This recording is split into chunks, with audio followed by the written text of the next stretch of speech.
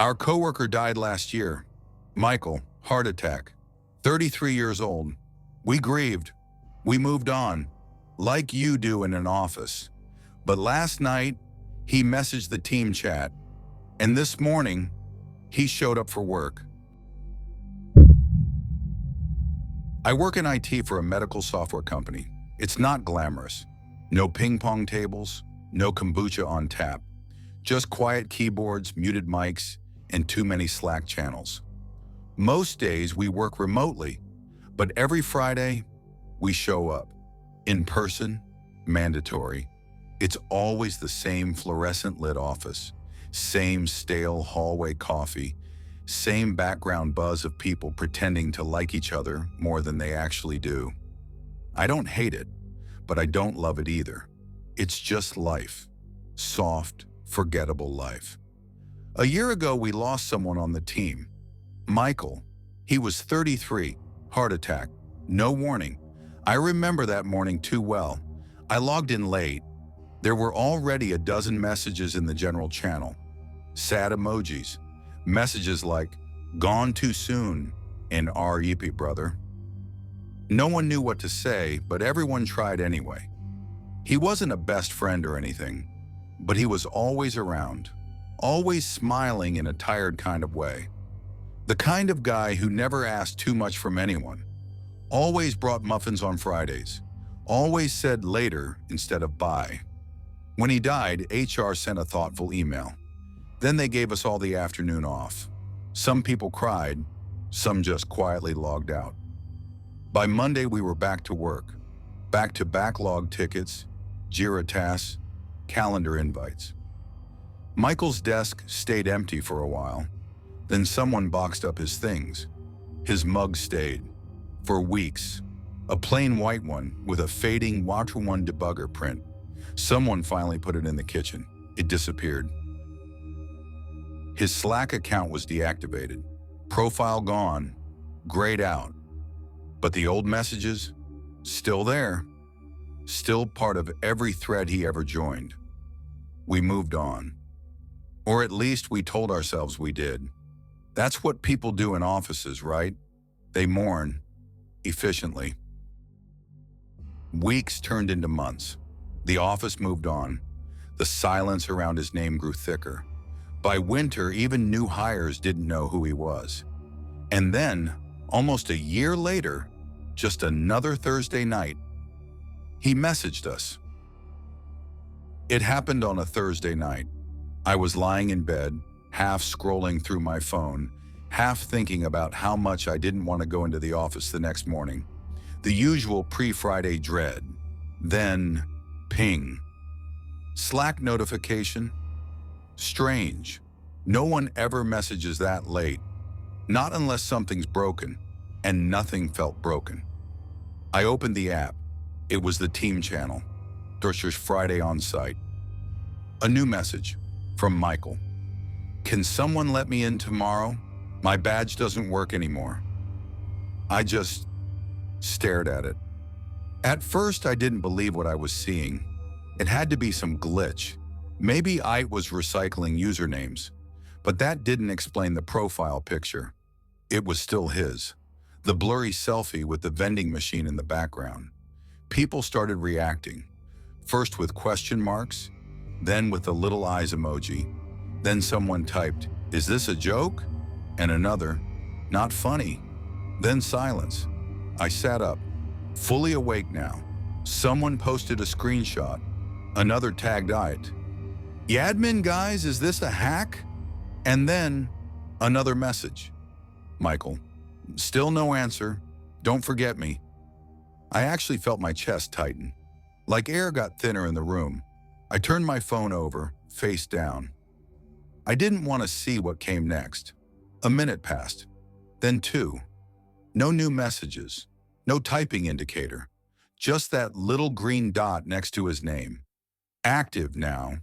Someone from IT finally replied, "We're checking logs. Hold tight." But his account is still deactivated.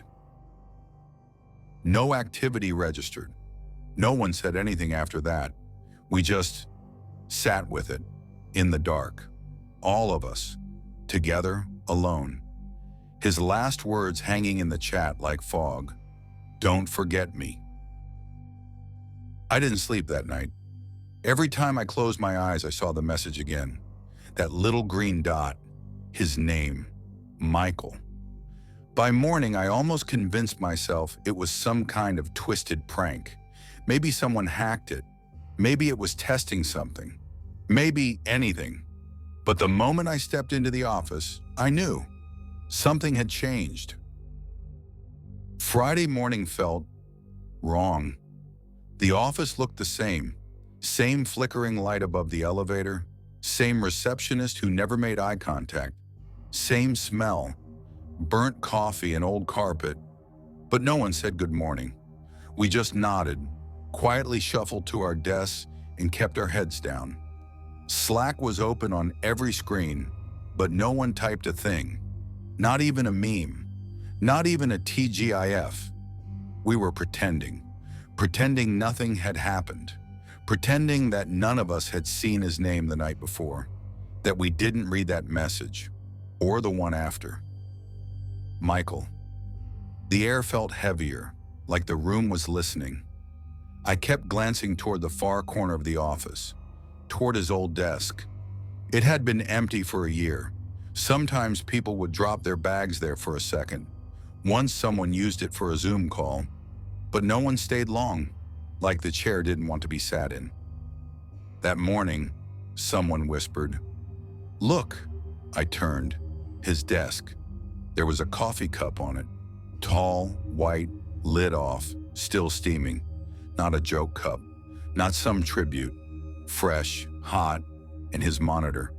It was on. The background was still that same default Windows blue. No wallpaper, no personalization. But Slack was open, and in the general channel, just one line. "Michael, I'm in." That smile, that damn smile. No one laughed, no one even breathed. I walked over, slowly. The screen didn't flicker, the mouse was still, but the message was there. I checked the user profile. Still grayed out. Still listed as deactivated, but it said, online, active now. Someone whispered again, closer this time. I thought I'd shut his login months ago. I didn't answer. I couldn't. Because the coffee, it wasn't just hot, it was his. The same stainless steel mug he always brought, the one with the tiny chip near the rim, the one we thought was packed away or thrown out. But it was there, full, fresh, waiting. None of us touched the mug. No one said a word. We just sat, pretending to work, pretending not to look. The office felt wrong, like we were all waiting for something. And at 9:14 a.m., it arrived. At 9:14 a.m., I looked up from my screen. Just a glance. Instinct, really. The kind you get when something moves where nothing should be moving. And I saw him, standing at the end of the hallway, near the glass doors by the break room, still, facing us.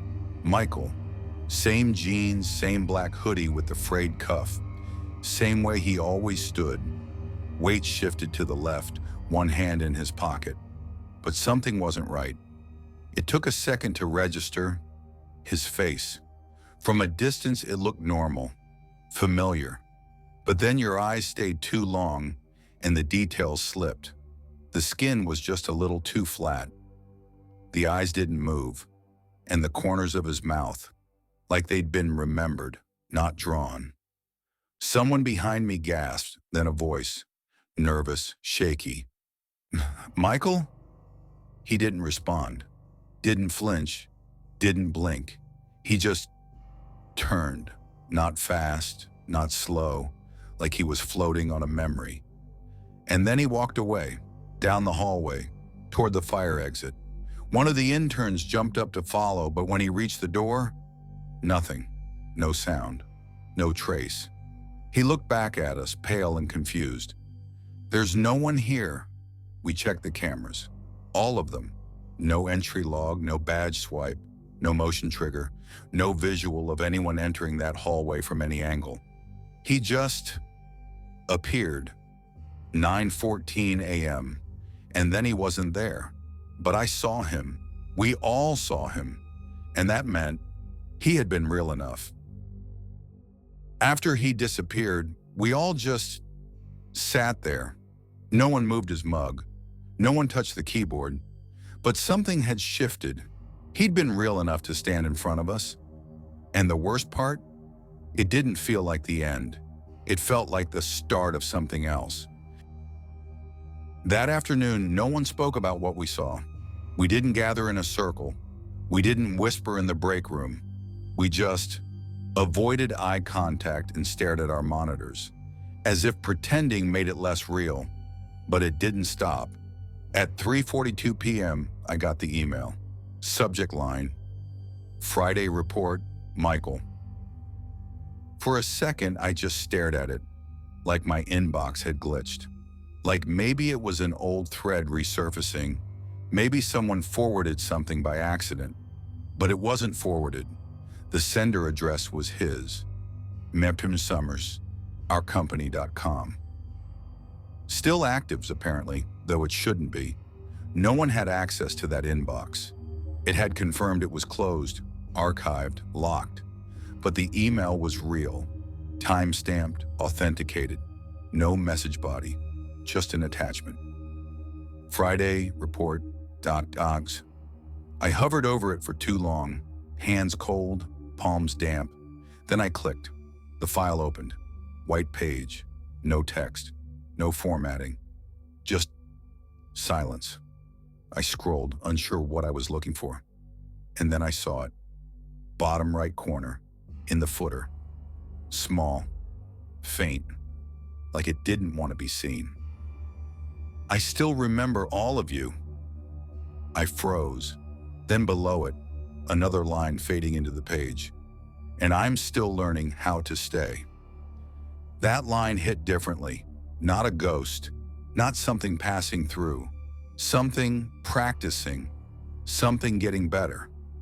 My screen dimmed for a second, just a flicker. Then normal again. I closed the document, deleted the file, emptied the trash, but I couldn't delete the feeling. He wasn't gone. He was learning to stay. I didn't tell anyone about the email. I should have, but I didn't.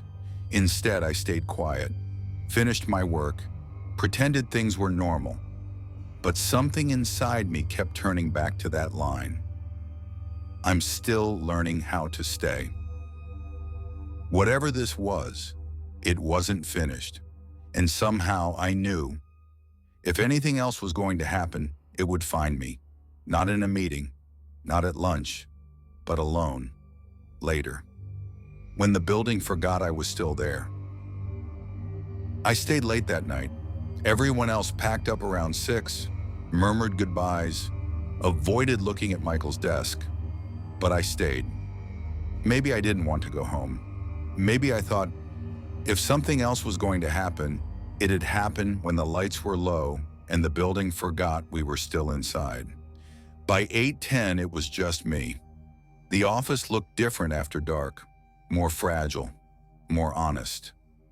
The hum of the overhead lights felt louder, the silence behind it endless. I kept working, or at least I pretended to. Tabs open, typing nonsense, just waiting for nothing. Then at 8:44, the light above the printer flickered. Once, then again, then steady. I looked up. The hallway was empty. I went back to my screen and saw Slack launch on its own. I didn't touch it, didn't move the mouse, didn't breathe. It opened to the general channel. A new message from Michael. You were always the quiet one. Can I sit near you next week? I felt cold, bone-deep cold, like my insides were sinking. He knew me, not just my name, my patterns, my silence. I closed the laptop, stood up, turned off the desk lamp. As I walked toward the door, I passed the glass panel next to reception, and something made me look. In the reflection, someone was sitting on Michael's desk, not moving, just there, like they'd always been there. I turned around fast, but the seat was empty. No one. Just the monitor, still on, still glowing, Slack open, and his status. Active now.